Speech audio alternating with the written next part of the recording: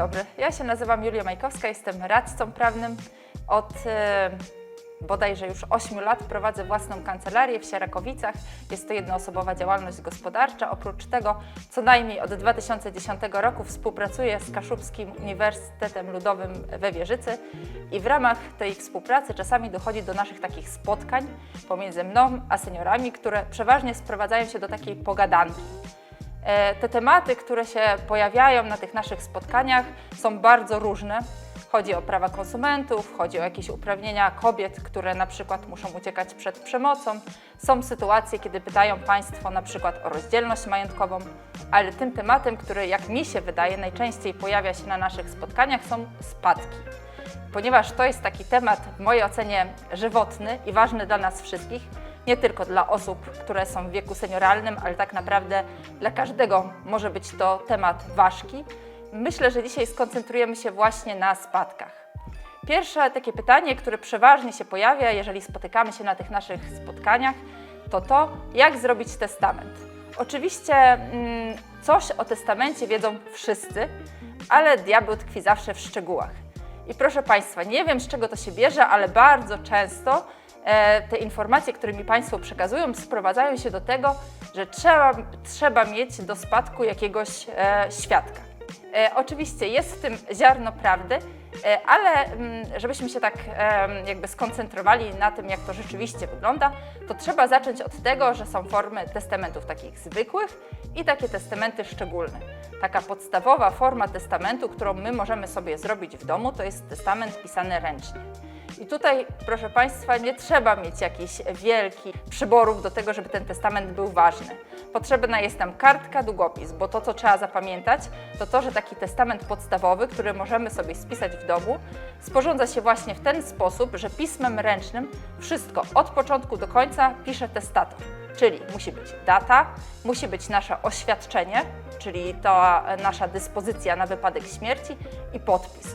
Błędem, który się tutaj pojawia w naszej okolicy jest to, że czasem zdarza się tak, że pani pisze za siebie i za męża, bo na przykład uważają, że pani ma ładniejsze pismo, to ona napisze za siebie, za męża, mąż się podpisze i będzie ok.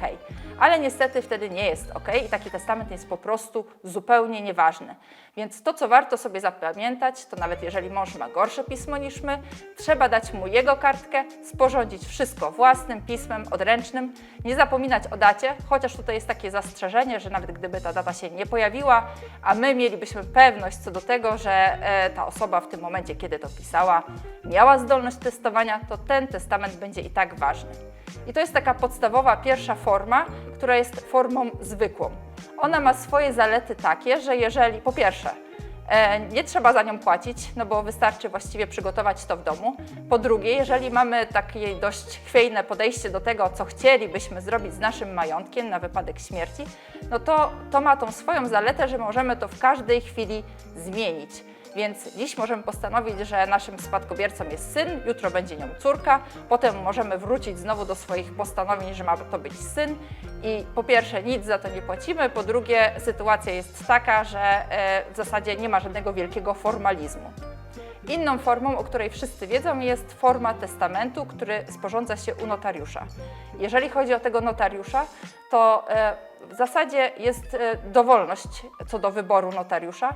Ta forma też ma duże swoje zalety, dlatego że nie jest to forma obarczona jakimiś wielkimi kosztami. Sporządzenie testamentu notariusza to jest rząd 50-100 zł, a jednocześnie mamy pewność co do tego, że profesjonalista zapisał tą naszą ostatnią wolę w taki sposób, w jaki rzeczywiście chcielibyśmy swoim majątkiem rozporządzić na wypadek śmierci. I trzecią formą, nad którą można się zastanawiać, i tutaj pojawia się wątek świadków, jest taki testament, który jest sporządzany na przykład przed wójtem, burmistrzem, prezydentem miasta. Możemy też udać się do kierownika Urzędu Stanu Cywilnego. Są to osoby, do których rzeczywiście musimy przyprowadzić 2 świadków i przed takimi urzędnikami złożyć nasze ostatnie oświadczenie, nasze rozdysponowanie na wypadek śmierci. Oczywiście jest to forma, która wymaga trochę więcej, powiedzmy sobie, zachodu, dlatego że trzeba się umówić, trzeba znaleźć urzędnika, który będzie miał czas. Musi to być urzędnik, który jest wskazany w kodeksie. Więc jeżeli nie ma żadnych przeciwwskazań, nie ma żadnych wątpliwości co do tego, czy my jesteśmy zdolni do dziedziczenia, to wydaje się, że najprostszym rozwiązaniem jest tutaj jednak sporządzenie tego testamentu w domu, przy zastrzeżeniu, że każdy pisze swoją ostatnią wolę samodzielnie i każdy podpisuje się samodzielnie. Trzeba bardzo dobrze zapamiętać to, że napisanie tego testamentu na komputerze sprawi, że ten testament będzie nieważny, więc forma pisemna jest tutaj niezwykle istotna. To, na co warto zwrócić uwagę przy testamentach, a co często jest pomijane, to kwestia tego, że testamenty nie tylko prowadzą do tego, żeby przenieść nasze aktywa, ale może się też tak zdarzyć, że w skład spadku wchodzą pasywa i wtedy wydaje się spadkobiercom, że po prostu tematu nie ma. No bo mama, tata, dziadek, babcia nie zostawili żadnej nieruchomości, nie wiemy, żeby był jakiś traktor, nie słyszeliśmy o tym, żeby samochód mieli przed śmiercią, więc nikt się tymi spadkami wówczas nie interesuje i to może się okazać kolosalnym błędem, dlatego że testament to po pierwsze nie tylko kwestia rozporządzenia tymi rzeczami na plus, ale też może się okazać, że w spadku są pasywa. Jeżeli chodzi o to powołanie do dziedziczenia, no bo wszyscy wiemy, że można sporządzić testament, można go nie sporządzać. I często te takie tragedie rodzinne biorą się z tego, że testament nie powstał, nikt się w związku z tym nie interesuje w ogóle tym spadkobraniem, bo wszystkim wydaje się, że dana osoba nie zostawiła niczego, no bo przecież mieszkaliśmy obok niej, albo ona mieszkała z nami, na przykład nie miała pracy. My wiemy, że oprócz takich elementów codziennego użytku czy odzieży, taki brat czy siostra niczego nie mieli. I później okazuje się, że przychodzą listy z banku i z nich wynika, że my jako spadkobiercy X, Y mamy płacić jakieś długi. Wszyscy są wówczas zaskoczeni, bo wydaje się, że spadkobranie wiąże się tylko z aktywami, czyli z tym czymś, co możemy dostać po osobie, która umiera. A niestety dochodzi też do takich sytuacji, gdzie w spadku zostają tylko długi. I interes prawny w tym, żeby ustalić wówczas, kto jest spadkobiercą, mają instytucje czy to kredytowe, czy pożyczkowe i zdarza się tak, że spadkobiercy, którzy nigdy nie występowali o stwierdzenie nabycia spadku, no bo byli przekonani, że skoro nie ma testamentu, skoro nie ma żadnej takiej rzeczy materialnej, my wiemy, że nie było żadnego samochodu, wiemy, że nie było traktoru, wiemy, że ten ktoś nie dostał na przykład gospodarstwa po rodzicach i w żaden sposób nie chcemy regulować w związku z tym jego spraw spadkowych, a co więcej, czasem zdarza się nawet tak, że po prostu ludzie myślą, że skoro nie ma żadnych aktywów, to de facto nawet nie ma jak występować o stwierdzenie nabycia spadku, czy czegokolwiek robić po śmierci takiej osoby. Okazuje się jednak, że interes prawny w tym, żeby wystąpić o takie stwierdzenie nabycia spadku, mogą mieć nie tylko najbliżsi osoby zmarłej, ale także właśnie instytucje czy banki, od których taka osoba pożyczyła pieniądze i ich nie oddała. Bo w skład spadku wchodzą oprócz aktywów także pasywa.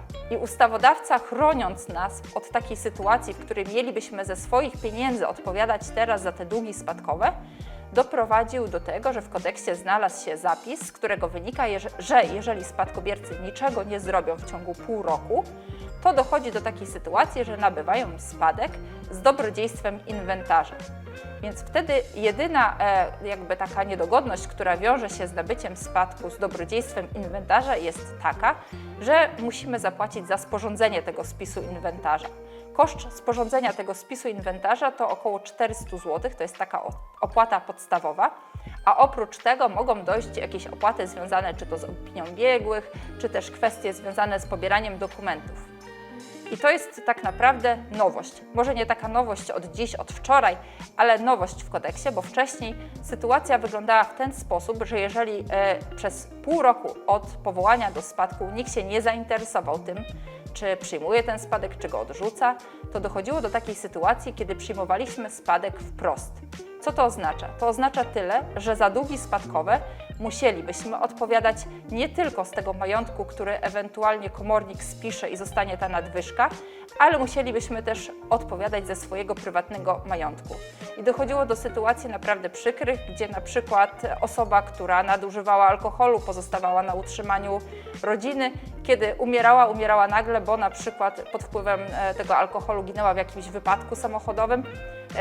Jego najbliżsi, którzy do tej pory go utrzymywali, musieli też spłacać jego długi spadkowe, mimo że w żaden sposób na przykład pożyczki zaciągniętej na 15 czy 20 tysięcy nie skorzystali, a ona została zmarnotrawiona, oni nawet nie wiedzieli o tym, że taka pożyczka została pobrana.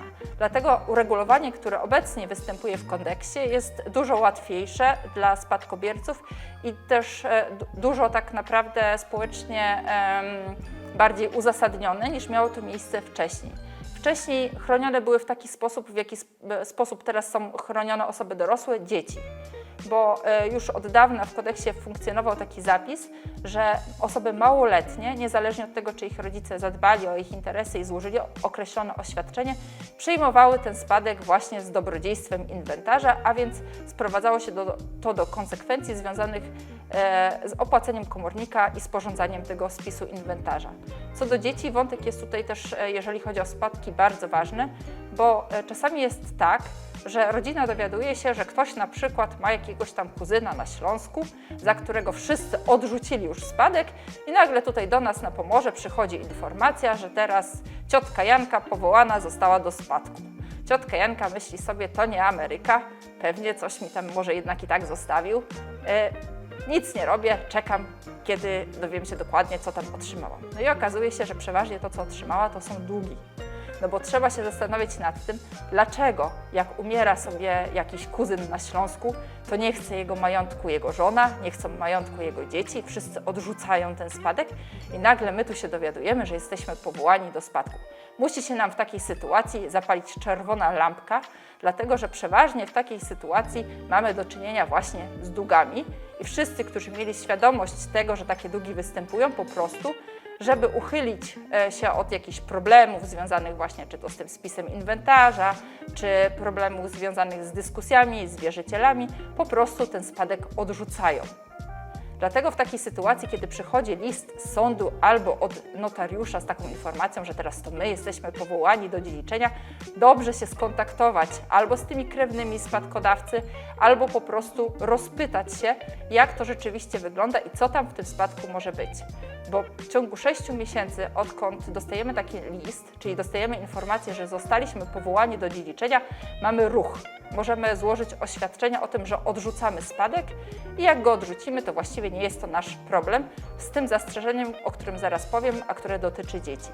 Jeżeli nic nie zrobimy, to przyjmiemy ten spadek z dobrodziejstwem inwentarza, no i tak jak już mówiliśmy, sytuacja też nie jest tragiczna, no ale wiąże się z tym, że jednak będziemy musieli załatwiać jakieś sprawy urzędowe, będziemy musieli opłacać komornika. Jeżeli chodzi o dzieci, to trzeba zauważyć, że jeżeli my odrzucimy spadek, to nie jest to równoznaczne z tym, że nasze dzieci odrzucają spadek. I co więcej, co jest często wielkim zaskoczeniem, dziecko poczęte, a jeszcze nienarodzone, też zostaje powołane do dziedziczenia. Więc może być tak, że my zostaliśmy powołani do dziedziczenia po jakimś tam dalekim krewnym, odrzucamy za siebie spadek, jesteśmy w ciąży i myślimy, że nie ma tematu, a to dziecko, które jest poczęte, jeszcze nienarodzone, jeżeli się urodzi, no to urodzi się już jakby jako spadkobierca. Więc warto to brać pod uwagę. Jeżeli chodzi o takie dzieci, które powiedzmy sobie kolokwialnie chodzą już w tym czasie po świecie, kiedy my odrzuciliśmy spadek, to żeby je uchronić od tych zobowiązań, droga jest trochę bardziej skomplikowana. Po pierwsze, trzeba wystąpić do sądu, do Wydziału Rodzinnego z wnioskiem o wyrażenie zgody na to, żeby dokonać czynności przekraczającej zakres zwykłego zarządu majątkiem dziecka. To jest artykuł 101 Kodeks Rodzinny i Opiekuńczy. Brzmi to dość groźnie, ale de facto chodzi o to, żeby uzyskać zgodę sądu rodzinnego na to, żebyśmy mogli pójść do notariusza i tak samo jak za siebie odrzucaliśmy spadek, tak samo odrzucić spadek za nasze dziecko, czy tam jeżeli chodzi o, nie wiem, dzieci, no po prostu interes prawny rodziców sprowadza się do tego, że mogą chronić swoje dzieci, mogą wystąpić do sądu rodzinnego i prosić o to, żeby sąd wyraził zgodę na to, żeby odrzucić ten spadek. Jest to czynność przekraczająca zwykły zarząd majątkiem dziecka, no bo przynajmniej w teorii mogłoby się okazać, że rodzice chcieliby działać na niekorzyść swojego dziecka i na przykład odrzucić jakiś spadek, który miałby przynieść jakieś przysporzenie dla potomka. No wydaje się to mało prawdopodobne, dlatego te sprawy często odbywają się w taki sposób, sposób, że sąd po prostu bada dokumenty. Jeżeli jest informacja, że wszyscy krewni, którzy zostali powołani do spadku przed nami, przed naszymi dziećmi, czy my sami już odrzuciliśmy ten spadek, to przeważnie bez rozprawy przychodzi postanowienie sądu o wyrażeniu zgody na to, żeby taki spadek odrzucić. Oczywiście zdarzają się sytuacje, w których sąd nabiera wątpliwości i wtedy faktycznie wyznaczana jest rozprawa. Trzeba wytłumaczyć, dlaczego w interesie dziecka, które jest powołane do spadku, jest to, żeby tego spadku nie dostać, no ale są to sytuacje takie marginalne. Jeżeli sąd przysyła nam to postanowienie, że możemy odrzucić spadek za nasze dziecko, to droga jest taka, że z tym postanowieniem należy udać się do notariusza i tak samo jak składaliśmy oświadczenie o odrzuceniu spadku za siebie, złożyć takie oświadczenie odnośnie dziecka. W tym miejscu trzeba jeszcze wrócić do tej kwestii właśnie składania tych oświadczeń, bo ja zaczęłam mówić o tym, że mamy pół roku na to, żeby złożyć to oświadczenie o odrzuceniu spadku. Ale technicznie jak to wygląda? Technicznie wygląda to tak, że jeżeli zostajemy powołani do spadku, to mamy dwie opcje. Albo idziemy do notariusza i składamy takie oświadczenie o tym, że odrzucamy spadek. Ono średnio kosztuje od 70 do 100 zł. Albo udajemy się do sądu właśnie z takim oświadczeniem, że my tego spadku nie chcemy. I jeżeli takie oświadczenie zostanie złożone w terminie, to rzeczywiście nasza wola jest uwzględniana, nie jesteśmy powołani do spadku. Względnie, jeżeli chcielibyśmy go przyjąć z dobrodziejstwem inwentarza, no to przyjmujemy bez żadnych oświadczeń. Jeżeli chcielibyśmy go przyjąć wprost, czyli w taki sposób, który prowadzi do skutku takiego, że wszystko, co wchodzi w skład spadku, staje się naszą własnością i my odpowiadamy za ewentualne długi także naszym majątkiem, to też jest taka trzecia opcja. W kwestii tych testamentów jeszcze bardzo ważną rzeczą jest też to, że testament może być nie tylko taki pozytywny, czyli taki, w którym ktoś komuś coś daje, bo zgromadził w ciągu życia jakiś majątek i chciałby się nim podzielić, albo w jakiś sposób, który postanowił rozporządzić nim na wypadek śmierci, ale też może być tak, że testament zostaje sporządzony w sposób negatywny. Testament negatywny polega na tym, że my możemy kogoś chcieć wydziedziczyć, bo na przykład uważamy, że mamy 5 dzieci, ale to jedno się zachowuje bardzo źle w stosunku do nas, na przykład wyjechało za granicę, nie utrzymuje z nami stosunków rodzinnych, to istnieje taka opcja, żeby nie tylko dysponować tym majątkiem w taki sposób pozytywny, czyli mówić, kto co ma dostać, ale też możemy postanowić, że jakaś konkretna osoba nie ma nic po nas dziedziczyć i wtedy taka osoba zostaje wyłączona. Te argumenty, które należy podnosić przy oświadczaniu, że nie chcemy, żeby dana osoba dziedziczyła po nas, muszą być bardzo konkretne, one wynikają z ustawy i to nie może być taka zupełna swoboda. Tutaj chodzi o jakieś na przykład przestępstwo przeciwko spadkobiercy, kiedy rzeczywiście można by było sporządzić taki testament negatywny i kogoś wydziedziczyć. Z testamentami wiąże się też jeszcze jedna bardzo ważka kwestia, a więc zachowki. Wszyscy prawie że słyszeli o tym haśle, ale co to dokładnie znaczy i jakie to ma ewentualnie konsekwencje, to wszystko reguluje artykuł 991 Kodeksu Cywilnego. Z przepisu tego wynika, że zstępny, małżonek oraz rodzice, którzy byliby powołani do spadku z ustawy, jeżeli do tego spadku nie zostali powołani, bo na przykład dochodzi do takiej sytuacji, że pan ma żonę, 3 dzieci, ale jednak przed śmiercią zakochuje się w swojej opiekunce i postanawia sporządzić testament, w którym wszystko przenosi na jakąś osobę trzecią. To te osoby, które wcześniej wymieniłam, czyli jego dzieci, jego małżonek, jego rodzice, są osobami, które gdyby nie doszło do sporządzenia takiego testamentu, dziedziczyłyby po nim. I wtedy sytuacja jest taka, że te osoby są uprawnione do tego, żeby wystąpić do tej osoby, która rzeczywiście tą masę spadkową otrzymała, o zachowek, czyli o zapłatę takiej części tego, co by dostali, gdyby testamentu nie było. I ten zachowek to co do zasady połowa tego, co by się należało takiej osobie, gdyby testamentu nie było. Jeżeli chodzi o osoby małoletnie i osoby całkowicie niezdolne do pracy, to im ten zachowek przysługuje w wysokości 2/3 udziału spadkowego.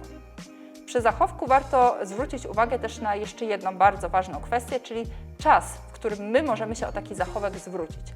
Bo to nie jest tak, że możemy się zastanawiać w nieskończoność, czy ten zachowek będziemy chcieli od tej osoby, czy nie. Tutaj ustawodawca przewidział okres 5 lat i to jest taki okres przedawnienia, po upływie którego my już nie mamy roszczenia o zachowek. Te tematy bardzo często pojawiają się w rodzinach, no bo nawet jeżeli panuje jakaś względna zgoda, no to w tyle głowy zawsze jest ta kwestia tego zachowku, ktoś coś dostał, ktoś nie dostał. Są rozważania, czy wystąpić o zachowek, czy nie będzie wtedy jeszcze większego fermentu. No, generalnie termin, żeby z takim roszczeniem wystąpić, to 5 lat. Ale warto w tym zakresie też zauważyć, że to nie jest tak, że jeżeli rodzice na przykład za życia już rozporządzili w jakiś sposób swoim majątkiem, bo na przykład każdemu z dzieci podarowali działkę, a potem na przykład został dom, w którym mieszkają i ten dom darują w testamencie, powiedzmy temu ostatniemu dziecku, które zostało w domu, to dziecko jest narażone na zapłatę tych zachowków, a cała reszta otrzymała już coś wcześniej, ale nie musi się z tego rozliczać. Temat zachowków jest generalnie dość skomplikowany i tutaj trudno go tak szczegółowo omówić, ale trzeba mieć na uwadze to, że takie darowizny, które zostały uczynione za życia spadkodawców, one są doliczane do spadku. Jeżeli chodzi o takie osoby najbliższe, to nie ma właściwie zakresu czasowego, z jakiej te darowizny miałyby być doliczane. Jeżeli chodzi o takie osoby obce, to te darowizny do 10 lat są doliczane do spadku. Więc jeżeli mama, tata dali komuś już jakąś działkę, to nie będzie tak, że to dziecko, które zostaje teraz w domu i dostaje w testamencie na przykład budynek, będzie zawsze musiało spłacać zachowki. No, sytuacja jest często dużo bardziej skomplikowana, bo te darowizny, które były czynione jeszcze za życia na przykład, one mogą nawet przekraczać zakres tego zachowku i wtedy temat zupełnie się rozmywa. Jeżeli chodzi o spadkobranie, o testamenty, to wydaje się, że to są takie jakby najbardziej ważkie kwestie. Pytanie, które często się pojawia, to czy taki testament może być nieważny. Bo my zaczęliśmy od tego, że testament można spisać w domu na kartce i że z jakichś nieznanych przyczyn, jeżeli ktoś przychodzi do kancelarii, to w 80% okazuje się, że ten testament został znaleziony w pościeli. Ja nie wiem, czy to jest doskonałe miejsce do przechowywania testamentów, ale naprawdę bardzo często tak się zdarza, że ktoś umiera, wydaje się, że nie ma w ogóle żadnych rozporządzeń testamentowych, nikt z nikim o niczym nie rozmawiał, a tu nagle porządkują rzeczy babci, dziadka i w pościeli jest testament. No to jeżeli chodzi o taki testament, który tam znajdziemy w pościeli, to czy on jest ważny, czy on nie jest ważny, to w zasadzie nie zależy od tego, gdzie go znaleźliśmy, tylko od tego, czy rzeczywiście, jeżeli ten dziadek, babcia pisali go na kartce albo byli u notariusza, to czy w tym czasie mieli zdolność testowania. Bo czasami zdarzają się takie sytuacje, że ktoś na przykład nie utrzymuje stosunków rodzinnych z jakimś tam jednym czy drugim krewnym i po jego śmierci okazuje się, że właśnie ta osoba została powołana do spadku, co jest wielkim zaskoczeniem. I wtedy pytanie jest takie, czy ta osoba, która rozporządzała swoim majątkiem, rzeczywiście wiedziała, co robi. Bo może dojść do takiej sytuacji, że testament tak formalnie jest poprawny, bo został na przykład sporządzony u notariusza, albo rzeczywiście został zapisany na kartce pismem ręcznym, jest data, jest podpis, wszystko ok, a ten testament mimo tego może być nieważny, bo na przykład osoba, która go sporządza, w tym momencie już nie miała zdolności testowania. O co chodzi? Chodzi o to, że czasami osoby tuż przed śmiercią albo na coś chorują, albo zażywają jakieś leki. Czasami jest tak, że dochodzi do jakiegoś otępienia starczego, a inni krewni, którzy na przykład nie utrzymują z tą osobą jakichś takich ścisłych relacji, są w stanie na przykład namówić tą osobę, żeby poszła do notariusza, czy żeby zapisała tą swoją ostatnią wolę w taki sposób, że to te osoby są przysporzone. No i wtedy zaczyna się wielkie ustalanie, czy rzeczywiście ta osoba wiedziała, co robi, czy rzeczywiście tak chciała zrobić. Bo jeżeli testament zostaje sporządzony w stanie wyłączającym świadome albo swobodne podjęcie decyzji, albo zostaje sporządzony pod wpływem błędu czy groźby, to taki testament można unieważnić. Zdarzają się takie sytuacje, że ktoś na przykład zażywa bardzo silne leki albo nie jest zorientowany w miejscu, w czasie i rozdysponowuje tym swoim majątkiem w taki sposób, że wszyscy naokoło wiedzą, że gdyby on miał świadomość tego, co robi, na pewno takiego testamentu by nie sporządził. Wtedy zaczyna się długa batalia sądowa, to się często wiąże z tym, że trzeba pobierać jakieś dokumenty medyczne, szuka się ewentualnie po miejscach, gdzie ta osoba korzystała z jakiejś pomocy społecznej, żeby ustalić, czy rzeczywiście w tym czasie mogła w sposób świadomy, swobodny dysponować swoją wolą i czy rzeczywiście zrobiła to, co chciała zrobić. Testament może być też nieważny, a właściwie nie testament, ale to powołanie do dziedziczenia z takiego powodu, że ktoś jest na przykład niegodny dziedziczenia. bo są takie sytuacje, kiedy ktoś zostaje powołany do dziedziczenia z testamentu, a tak naprawdę zachowywał się wobec tego spadkodawcy w taki sposób, że ogólnie nie jest to akceptowalne i zostały spełnione takie kryteria ustawowe, z których by wynikało, że taka osoba nie powinna rzeczywiście dziedziczyć, staje się niegodna dziedziczenia. To są takie najczęstsze przypadki, w których faktycznie ten testament jest unieważniany.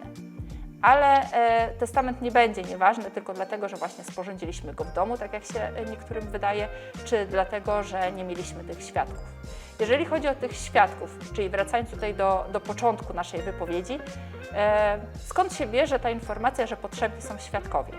No z jednej strony wiemy, że do tych testamentów zwykłych, które miałyby być sporządzane w urzędzie, rzeczywiście potrzebnych jest 2 świadków.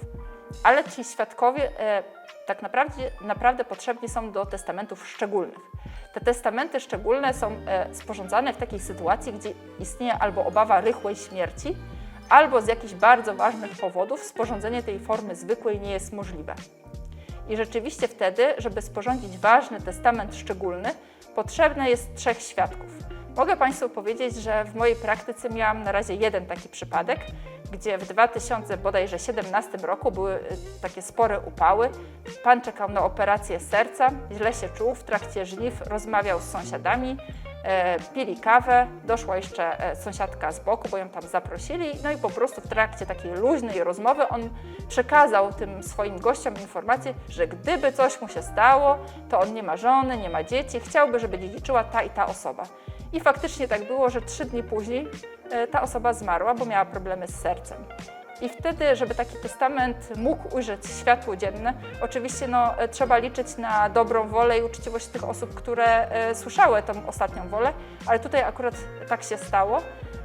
I żeby ten testament był ważny, to albo musi dojść do takiej sytuacji, że on w ciągu roku zostanie spisany, albo jeżeli mamy taką sytuację, gdzie ktoś umiera, a ten testament nie został jeszcze spisany, to w ciągu pół roku można złożyć oświadczenie przed sądem, że ostatnia wola tego spadkodawcy była w jakiś tam sposób określona i wtedy sąd prowadzi postępowanie, żeby ustalić, czy rzeczywiście tak było. No i to postępowanie, muszę Państwu powiedzieć, że było dość szczegółowe. Sąd pytał, kto pił kawę, kto pił herbatę, kto gdzie siedział, kto jaką miał bluzkę, dlaczego przyszli, czy rzeczywiście on chciał, żeby to ta określona osoba była powołana do spadku. Jeżeli sąd nie nabierze wątpliwości, to wtedy ten testament szczególny staje się ważny i obowiązujący. Ale to jest wyjątkowa sytuacja.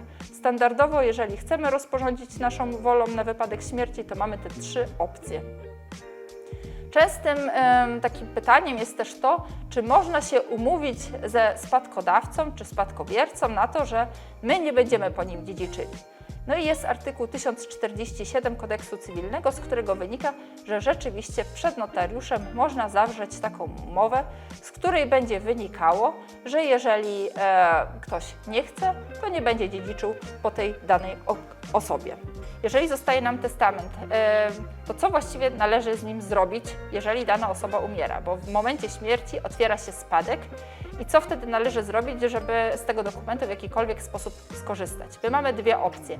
Albo idziemy do notariusza, który sporządza akt poświadczenia dziedziczenia, na początku otwiera testament, potem sporządza akt poświadczenia dziedziczenia, albo można taką sprawę załatwiać w sądzie i wtedy sąd po pierwsze spisuje protokół otwarcia testamentu, później odbywa się sprawa o stwierdzenie nabycia spadku.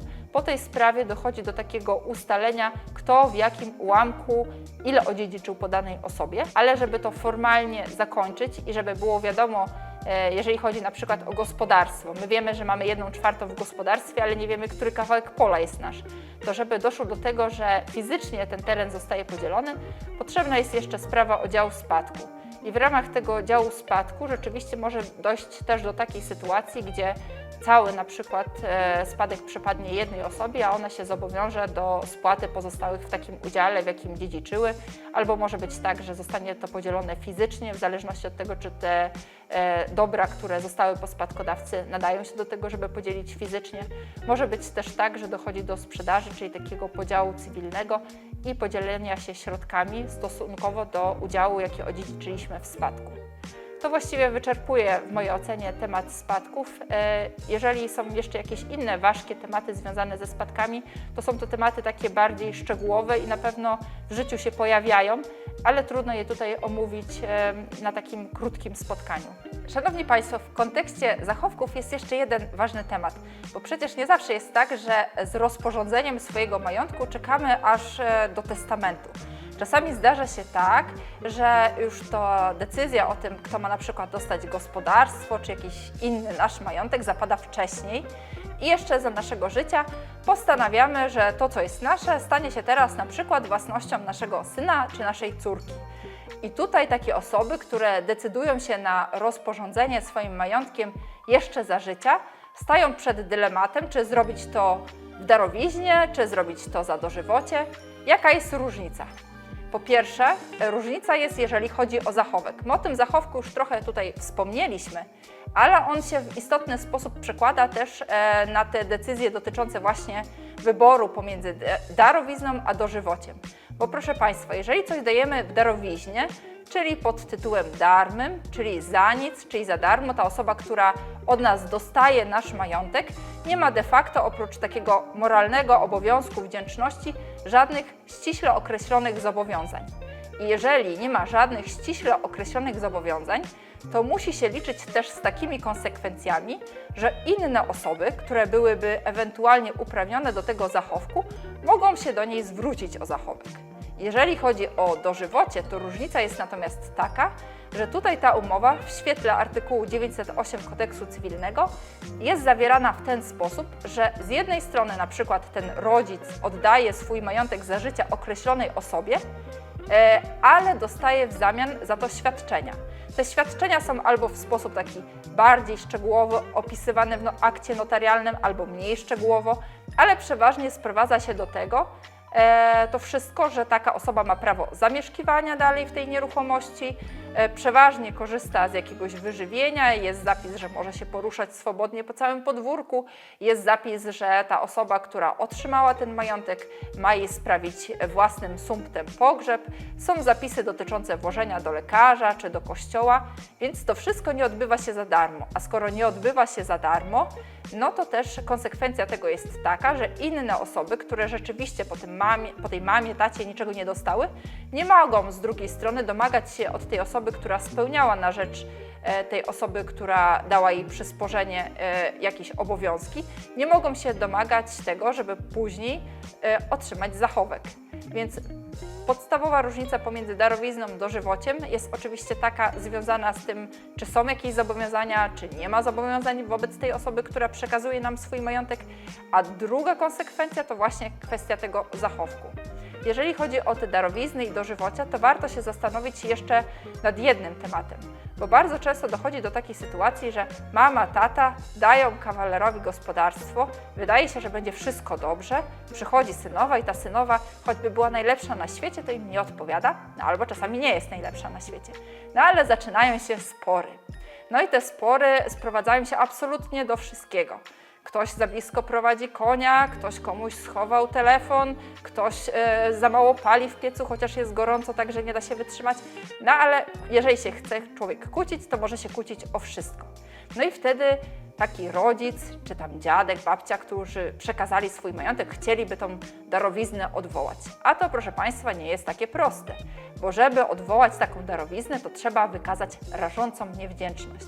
I ta rażąca niewdzięczność to nie są jakieś takie drobne złośliwości, czy na przykład zarzuty co do tego, że nie wiem, samochód nie odpalił i oni mnie nie zawieźli do kościoła, albo ja chciałem na obiad zupę pomidorową, a oni mi w ogóle nie ugotowali tej zupy, albo ja uważam, że powinno być 27 stopni, a jest 25.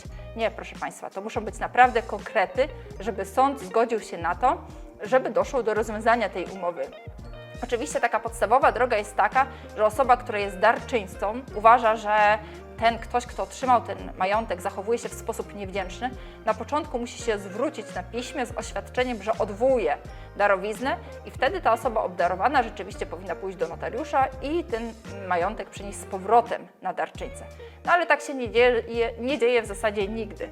Sprawy trafiają do sądu i jak trafiają do sądu, to po pierwsze trwają latami, po drugie trzeba wykazać rażącą niewdzięczność, która de facto sprowadza się do jakiejś przemocy. Więc jeżeli zastanawiają się Państwo nad darowizną, dożywociem, jakimkolwiek rozporządzeniem majątkiem jeszcze za życia, no to trzeba brać to pod uwagę, że jeżeli coś komuś damy, to naprawdę jest bardzo trudno, żeby to do nas z powrotem wróciło. Przy dożywociu jest trochę inaczej.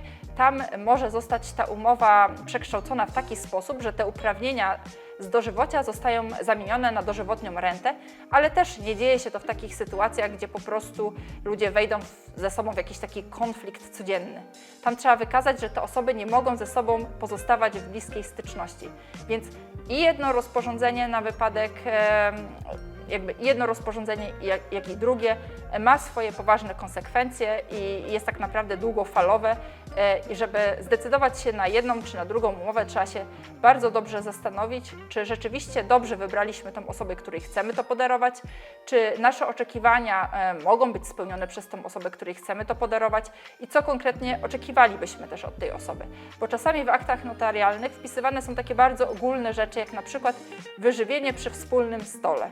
No i to już jest zarzewej konfliktu, no bo teraz pytanie, mają siedzieć obok siebie przy tym stole, kto ma położyć na ten stół, czy jak nie siedzą przy stole, nie rozmawiają z sobą, czy to już podstawa do tego, żeby odwoływać tą darowiznę, więc warto zadbać o to, żeby umowa, w której swoim majątkiem zadysponujemy za życia, była bardzo szczegółowa i w sposób jasny określała prawa i obowiązki każdej ze stron, dlatego że te umowy mają charakter trwały.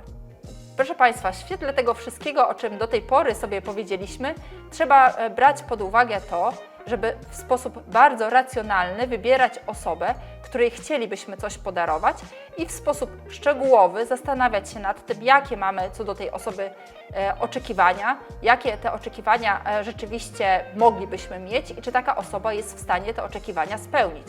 Dlatego, że każda z tych umów, obojętnie czy się zdecydujemy na dożywocie, czy będziemy rozważali umowę darowizny, no to są stosunki, które mają charakter trwały. I odstąpienie od tych zapisów umowy, czy doprowadzenie do tego, żeby majątek wrócił do nas, ponieważ jesteśmy niezadowoleni z tej osoby, której przekazaliśmy swój majątek, no jest bardzo trudne.